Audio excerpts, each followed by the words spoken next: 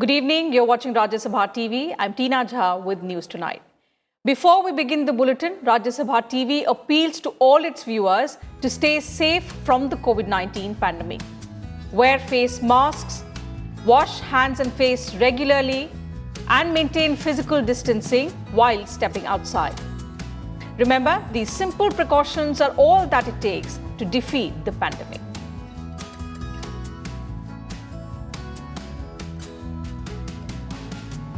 And let's now get to the headlines. Prime Minister Narendra Modi to lay the foundation stone of India's new state-of-the-art parliament building tomorrow. Speaker of the Lok Sabha and the Deputy Chairman of the Rajya Sabha to be among the dignitaries present on the occasion.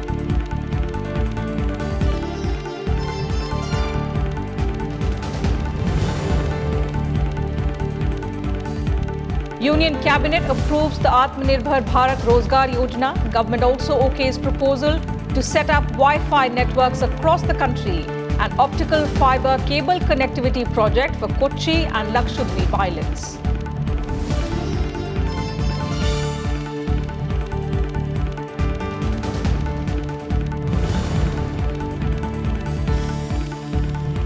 Centre offers written assurance to farmers on continuing MSP regime and amendments on 7 key issues in the 3 farm reform laws.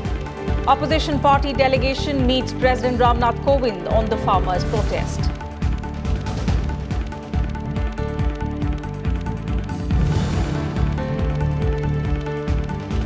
Congress suffers shock defeat at the hands of the BJP in local polls in Rajasthan. BJP President JP Nadda thanks people of the state for party's impressive victory in the Panchayat Samiti and Zilla Parishad elections.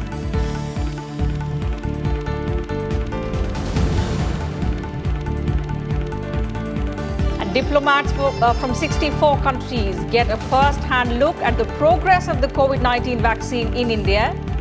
Recovery rate goes up to 94.66% in the country.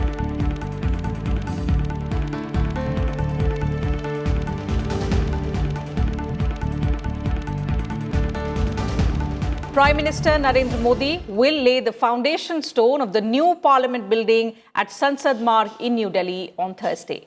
The new building is being described as an intrinsic part of the vision of Atmanirbhar Bharat and will be a landmark opportunity to build people's parliament for the first time after independence.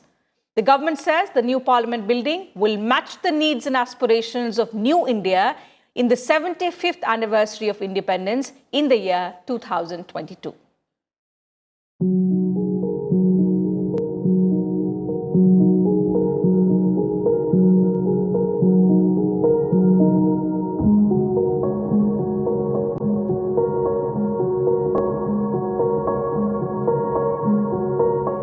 The proposal for the new parliament building has been long felt, and the number of members of parliament had expressed the need for modern and well-equipped facilities. The new parliament building will be modern, state-of-the-art and energy efficient, with highly non-obtrusive security facilities to be built as a triangular-shaped building adjacent to the present parliament. Lok Sabha will be 3 times of the existing size and Rajya Sabha will be substantially bigger. The building will have a sitting capacity for 1,224 MPs for joint sessions and a new office complex for all members of parliament of both houses. The Rajya Sabha chamber will have a seating capacity for 384 members. The interiors of the new building will showcase a rich blend of Indian culture and diversity of our regional arts, crafts, textiles and architecture. The design plan includes space for a magnificent central constitutional gallery, which will be accessible to the public. The construction of the new parliament building will utilize resource-efficient green technology, promote environment-friendly practices, generate employment opportunities, and contribute towards economic revitalization. It will have high-quality acoustics and audio-visual facilities, improved and comfortable seating arrangements, effective and inclusive emergency evacuation provisions. The building will comply with the highest structural safety standards, including adherence to seismic zone 5 requirements, and is designed for ease of maintenance and operations. So the stage is all set for the foundation stone laying ceremony of new Parliament building of India. Well, the new building will be a monument for India's democracy, its people, their aspirations, India's strength, its diversity, and of course, India's glorious past. Reporting from the Parliament complex with camera person DK Pandey, I'm Kriti Mishra for Rajya Sabha Television. Colleague Kriti is joining us on News Tonight for more inputs on that story. Good evening, Kriti. So ahead of the foundation stone laying ceremony, explain to our viewers what was the need for a new Parliament building. Well, Tina, you may recall that on earlier occasions, Chairman of Rajya Sabha Venkaiah Naidu and Lok Sabha Speaker Om Birla had urged the government to expand and modernize the colonial-era Parliament building that is existing right now. In fact, several MPs had also made such a request. The construction of the present building started in 1921 and it was commissioned in 1927. Now, since then, the parliamentary activities, the officials working here, the visitors therein, they have increased massively. In fact, after the reconstitution of the Lok Sabha constituencies, the Lok Sabha seats may go up, and right now there is acute shortage of the infrastructure. So that is why it is imperative, it is of paramount importance that we have a new Parliament building. Over to you, Tina. Also, Kriti, why does the government call the new Parliament an intrinsic part of the vision of Atmanirbhar Bharat? If you could elaborate that as well for our viewers. Well, as I said, that the construction of the present building, that started in 1921 and the building was commissioned in 1927. Now, this new Parliament building, it would be a moment of immense pride for India because after independence, Indian artisans, Indian sculptors would get an opportunity to exhibit India's rich cultural diversity. So certainly it will be a big symbol of Atmanirbhar Bharat or self-reliant India. Over to you. All right, Kriti, thank you so much for joining us with those inputs on News Tonight. You can watch the foundation stone laying ceremony of the new Parliament building live on Rajya Sabha TV, 12:50 p.m. onwards on Thursday. Moving on, the Union Cabinet on Wednesday approved the Atmanirbhar Bharat Rozgar Yojana that boosts employment in the formal sector and incentivizes creation of new employment opportunities in the COVID recovery phase under the Atmanirbhar Bharat Package 3.0. Here's a report. For the current financial year, the Atmanirbhar Bharat Rozgar Yojana has been allocated 1,584 crore rupees and 22,810 crore rupees for the entire scheme period of 2020 to 2023. The scheme is expected to benefit 58.5 lakh employees. माननीय प्रधानमंत्री जी की अध्यक्षता में cabinet ने एक आत्मनिर्भर भारत रोजगार योजना को मंजूरी दी है। कोविड-19 महामारी के परिप्रेक्ष्य में इस समय आत्मनिर्भर भारत योजना एक तरफ एक नए रोजगार सृजन की ओर आवश्यक प्रोत्साहन दे रही है, वहीं दूसरी तरफ हमने सीधे उद्योगों के रूप में उनको वित्तीय सहायता भी पहुंचाने का काम किया है। इसके अतिरिक्त इस योजना के माध्यम से ज़्यादा से ज़्यादा कर्मचारी सामाजिक सुरक्षा के दायरे में आ पाएं, इस योजना के द्वारा हमने इनफॉर्मल से फॉर्मल इकोनॉमी में भी जाने की दिशा में काम किया है।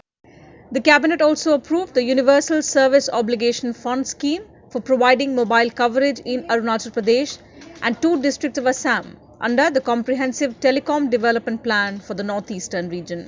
The project provides mobile coverage to 2,374 uncovered villages at a cost of 2,029 crore rupees, including operational expenses for a period of 5 years. प्रधानमंत्री wifi access network interface PM Vani, ये देश में वाईफाई क्रांति के दिशा में एक बहुत ही महत्वपूर्ण कदम है। सबसे पहले हम एक पब्लिक डेटा ऑफिस खोलेंगे।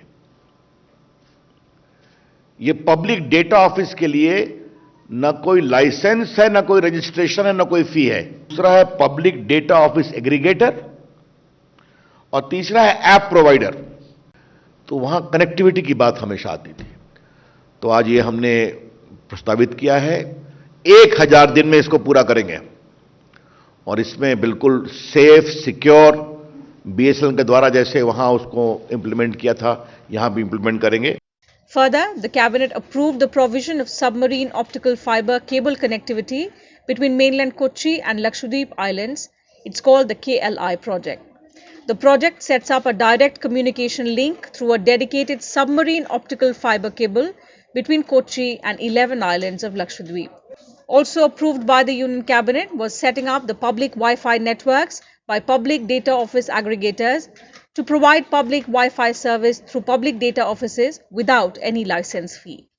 The Cabinet also approved a Memorandum of Understanding between India and the Republic of Suriname on cooperation in health and medicine, and also the SEBI proposal to sign a bilateral Memorandum of Understanding between India and Luxembourg. Bureau Report, Rajya Sabha TV. 9 states have completed the implementation process of One Nation, One Ration card system. Among the states that have completed the public distribution system reforms are Andhra Pradesh, Goa, Gujarat, Haryana, Karnataka, Kerala, Telangana, Tripura and Uttar Pradesh.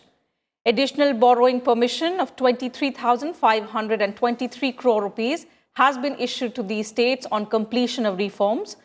Finance Minister Nirmala Sitharaman said that One Nation, One Ration system is a critical reform required particularly to benefit our migrant workers.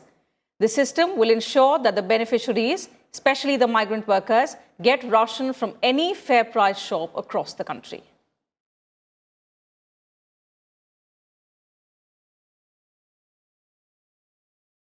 The government on Wednesday sent a written proposal to the farmers protesting against the farm laws. In a draft proposal sent to 13 farmers' unions, the government proposed to give a written assurance that the existing minimum support price regime for procurement will continue. The government also proposed to make necessary amendments on at least 7 issues, including one to allay fears about the weakening of the mandi system. So on farmers' fears that mandis would weaken after the new laws, the government said an amendment can be made wherein state governments can register the traders operating outside mandis. States can also impose tax and cess as they used in APMC, that's the Agricultural Produce Market Committee mandis, on them. On the issue of farmers not getting the right to appeal in civil courts for dispute resolution, the government said it is open to making an amendment to provide for an appeal in civil courts. Currently, the dispute resolution is at SDM level. And besides, the centre also expressed willingness to provide all necessary clarifications on their concerns about the new farm laws which were enacted in September. Earlier on Tuesday, Home Minister Amit Shah had met 13 leaders of the farmers' unions. The farmers' protest against the farm bills passed by the government in September entered day 14 on Wednesday.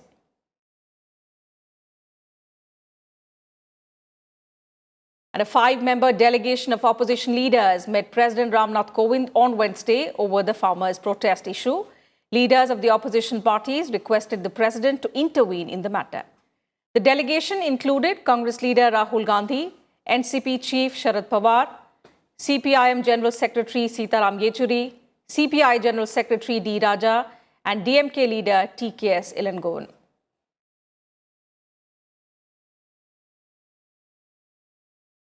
You are seeing these 5 members here who met the President of India, gave a memorandum. Basically, we are asking for the repeal of these agri laws and the Electricity Amendment Bill.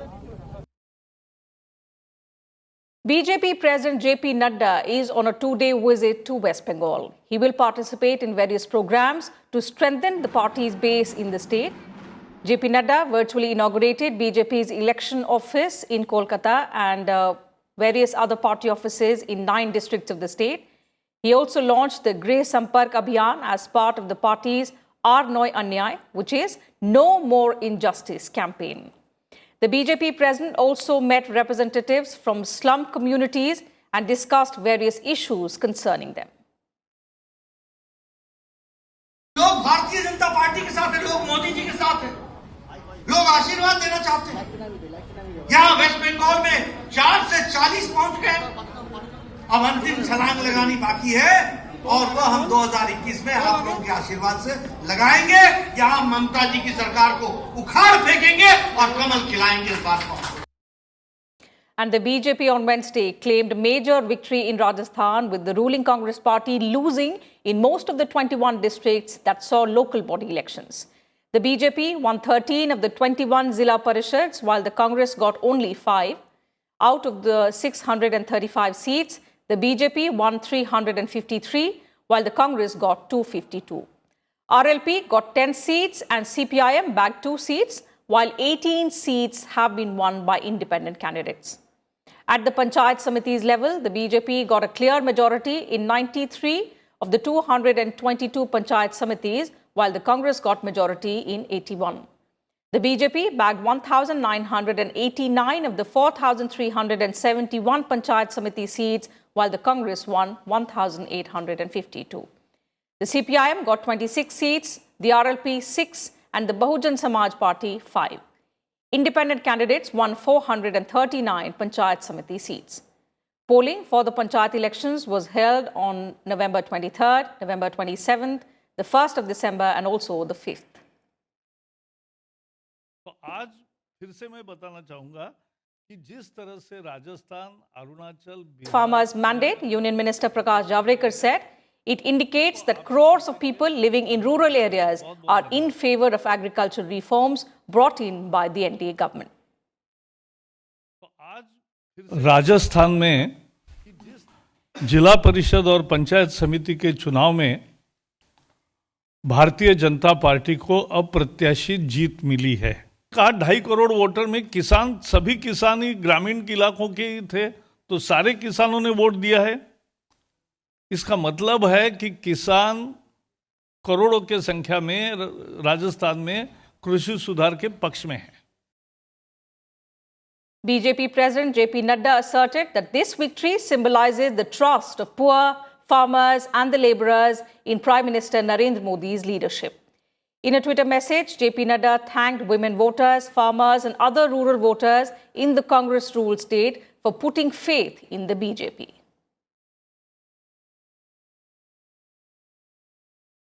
The Karnataka Assembly on Wednesday passed the Anti-Cow Slaughter Bill. The bill, known as the Karnataka Prevention of Slaughter and Preservation of Cattle Bill 2020, seeks a total ban on the slaughter of cows in the state. It also proposes stringent punishment to those who indulge in smuggling, illegal transportation, atrocities on cows and also slaughtering them. The bill was tabled by Animal Husbandry Minister Prabhu Chavan. Over 60 foreign envoys visited Hyderabad-based leading biotech companies Bharat Biotech and Biological E on Wednesday, where they were apprised of India's COVID-19 vaccine development programs. The chairman and managing director of Bharat Biotech made a presentation to the foreign heads of missions on various aspects of vaccine production in India. The foreign envoys were taken to Hyderabad over a month after the Ministry of External Affairs briefed over 190 heads of diplomatic missions and representatives of leading international organizations on COVID-19 related issues. अभी human phase 3 trials हो रहे तकरीबन 25,000 volunteers में and 25 hospitals में across the country ये human phase 3 trials चल रहे। सबसे बड़ा ट्रायल है ये इंडियन फार्मास्यूटिकल वैक्सीन हिस्ट्री में। आज हम बहुत कोशिश कर रहे और हमको उम्मीद है ये वैक्सीन हम इतनी at the earliest इतनी जल्दी in the sense as early as possible government को देश के लिए हम ये बाहर ला सकते हैं, बट उसके पहले international standards all the scientific parameters है, इसका जो भी टेक्निकल पैरामीटर्स है वो सबको भी इंटरनेशनल स्टैंडर्ड्स और प्रोटोकॉल्स के वही हिसाब में पूरा ट्रायल का प्रोटोकॉल्स बना चुका है और वही हिसाब में भी चल रहे। So it will be one of the best vaccines that we can offer to India and India के ओर से और देशों को भी अगर ये वैक्सीन जा सके तो बाद में वो भी हमको बहुत गर्व कारण हो जाएगा कि इंडिया में मैन्युफैक्चरिंग और मेड इन इंडिया आत्मनिर्भर भारत का एक बढ़िया एग्जाम्पल हो जाएगा। I think it's going on very well, and India has great pharmaceutical facilities for mass production of vaccines, which is a great advantage for bringing out vaccines at a time like this, when millions, hundreds of millions, maybe billions of vaccines are required. So India's capacity for mass producing vaccines is something that will, I think, make a huge difference in the fight against coronavirus. India has been an extraordinary actor in dealing with the issue of medicine in a way that the whole world can afford. We are all expecting to have companies like the ones here to be able to produce enough for the whole world to have a normal year by the end of next year. And we are very hopeful. We trust very much these Indian companies to support the entire world in this effort. A look now at the COVID-19 situation in the country. India reported 32,080 new cases of coronavirus on Wednesday morning. 402 case fatalities were also reported in the past 24 hours. With 36,635 new recoveries in the same period, India continues to report more daily recoveries than the daily new cases. The trend of contraction of India's total active cases also continues. The active case load stands at 3,78,000. The total recovered cases now stand at 92,15,000, pushing the national recovery rate to 94.66%, while total cases have crossed 97,35,000, including 1,41,360 deaths. The total tests in the country have crossed 14.98 crore. 10,22,000 tests were conducted in the last 24 hours. Kerala continues to report the highest daily new cases at 5,032, followed by Maharashtra with 4,026 new cases, while Delhi reported 3,188 cases. Delhi also reported the maximum casualties yesterday with 57 deaths, while Maharashtra and West Bengal reported 53 and 49 daily deaths, respectively.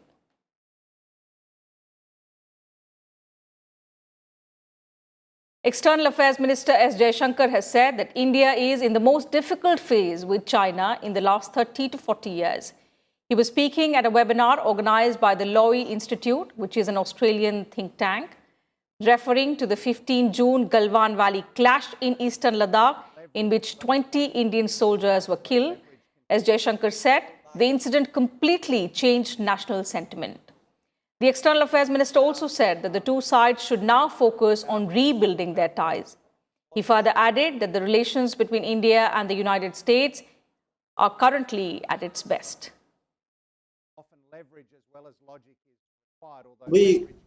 We are today probably at the most difficult phase of our relationship with China.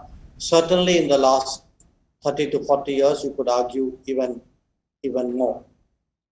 The last time there were military casualties on our border was in 1975. So just to give you a sense of time there. Army Chief General Manoj Mukund Narvane has embarked on a visit to the UAE and Saudi Arabia from the 9th to 14th of December. This is the first ever visit by a head of the Indian Army to the two strategically important Gulf countries. During the visit, General Narvane will be meeting his counterparts and senior military leadership of both these countries. General Narvane is also scheduled to call on senior military officials, where he is expected to discuss avenues for enhancing India-UAE defense relations. And in his second leg, the Army Chief will travel to Saudi Arabia from the 13th to the 14th of December. This is the first historic visit by any Indian Chief of Army. The visit is important in the sense is that both countries, UAE and India, will sign on the number of agreements, including the joint exercise, military exercise, Navy, Naval and Air Force. The visit also important because the both countries are interested to invest in each other country. The EU is keen on joint production venture with India under the Make in India project. International Anti-Corruption Day is observed every year on the 9th of December to raise awareness about corruption. This day also highlights the role of United Nations Convention Against Corruption in combating and preventing corruption. Vice President M. Venkaiah Naidu has said that corruption is a major social evil as it weakens economic growth. He called on everyone to collectively fight against corruption and promote transparency at every level. This year's theme for International Anti-Corruption Day is Recover with Integrity. The United Nations believes that the COVID-19 pandemic creates enormous opportunities for corruption to thrive because of weakening of oversight mechanisms and relaxation of safeguards under emergency protocols. The theme is to ensure transparency in healthcare and public sector procurement amid the pandemic.